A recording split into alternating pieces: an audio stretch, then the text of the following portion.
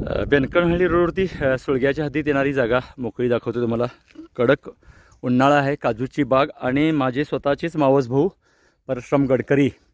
कालपासून साप बघायला का अगोदर बी दिसलेलं नाही, 15 दिवस साप दिसायला आहे. यांचा परिवारासोबत यांनी काम करत असतात. काजूची मोठी बाग आहे. आता मग अशी आम्ही हे पत्रे काढलो. काल पण मित्रांनो इथे येऊन गेलो होतो, काल मात्र सापडले नव्हते. आणि आता शेवटचा हा पत्रा आहे. आता याच्या खाली जर बीड नसेल तर साप आरामात सापडेल. आता मी एकटा हा पत्रा काढतोय आणि हा असा नाग बसला.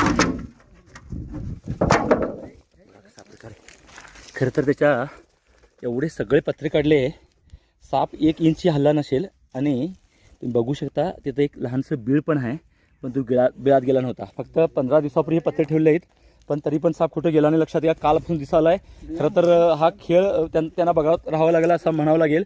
आणि अशा प्रकारे आपल्या आजूबाजूला साप आयुष्य काढत असतात.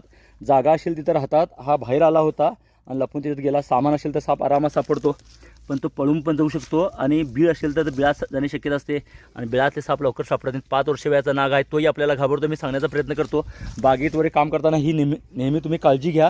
ह्यांना काल 2 साप दिसले, आज मी 1 पकडला. आणि हे जवळपास 15 दिवसात साप दिसत आहेत असं त्यांचं म्हणणं आहे. आणि अशा प्रकारे हा आरामात सापडला असं म्हणावं लागेल. खरं तर तिथं बीड ही होतं.